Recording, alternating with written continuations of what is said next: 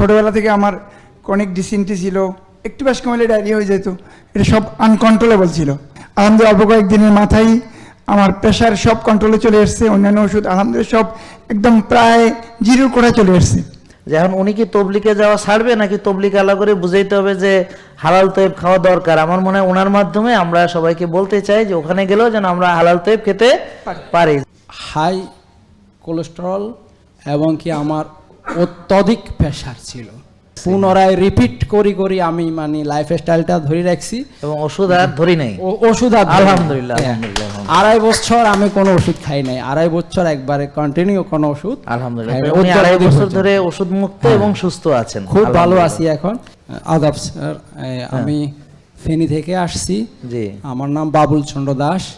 23 সালে প্রথম আমি এই লাইফস্টাইল মানে শুরু করি। দুঃখজনক হইল যে আমি 2009 সাল থেকে অসুস্থ। আমার হাই কোলেস্টেরল এবং কি আমার অত্যধিক প্রেশার ছিল। তো আমি কি করলাম, আপনার এই ল্যাবেড স্কয়ার, তারপরে বাংলাদেশের সব হসপিটালগুলোতে তো আমি ট্রিটমেন্ট নিয়েছি।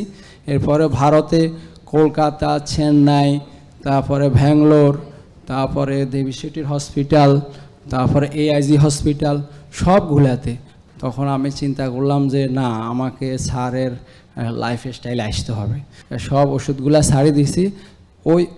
ওই দিন থেকে মাঝখানে কিছু টুকিটাকি একটু এদিক সেদিক যদিও হয়েছে, কিন্তু আমি পুনরায় রিপিট করি আমি মানে লাইফস্টাইলটা ধরে রাখছি এবং ওষুধ আর ধরি নাই।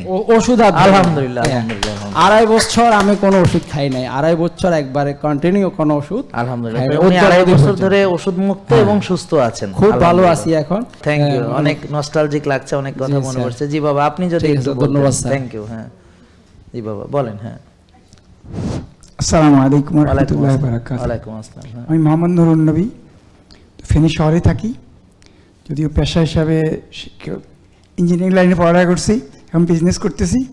তো এই গত 22 সালেই আমি অনেক ডাক্তার, বাংলাদেশের বড় বড় ডাক্তারগুলো আলহামদুলিল্লাহ অনেকের কাছে হয়েছি, কিন্তু আসলে ছোটোবেলা থেকে আমার ক্রনিক ডিসেন্ট্রি ছিল, একটু বেশ কমলে ডায়রিয়া হয়ে যেত, এটা সব আনকন্ট্রোলেবল ছিল। অনেক সময় 4-5 দিন পায়খানা হতো না। তো সব কন্ট্রোলের কোনো আখের কোনো রেজাল্ট পাইনি।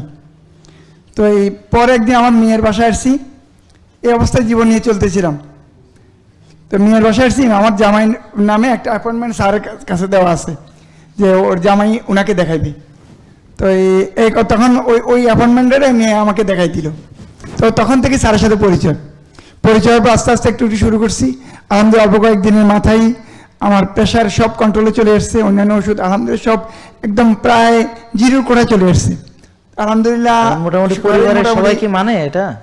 পরিবারের সবাই জি আলহামদুলিল্লাহ সবাই আলহামদুলিল্লাহ। যাক, খুব ভালো। সবাই আরেকটা মোটামুটি বিষয় অনেক ভালো সুস্থ। একটু আমরা সবাই দৃষ্টি আকর্ষণ একটা বিষয় করতে চাই, সেটা হচ্ছে যে এখন উনি কি তবলিকে যাওয়া ছাড়বে নাকি তবলিক আলাদা করে বুঝাইতে হবে যে হালাল তৈব খাওয়া দরকার? আমার মনে হয় ওনার মাধ্যমে আমরা সবাইকে বলতে চাই যে ওখানে গেলেও যেন আমরা হালাল তৈব খেতে পারি। জাহাঙ্গীর কবির না, হালাল তৈব। তো ওই তৈব মানে আল্লাহর দেওয়া প্রকৃত খাবার। ঠিক আছে বাবা, এটা একটু আপনার মাধ্যমে ওদের কাছে পৌঁছায় দিবেন, মুরব্বীদেরকে, যে আমাদের সবার উচিত এই তৈব খাওয়া। অনেক ধন্যবাদ সবাইকে। থ্যাংক ইউ, আপনাদের দুজনকে অনেক ধন্যবাদ। Thank you. JK lifestyle limited, ওষুধ মুক্ত সুস্থ জীবন।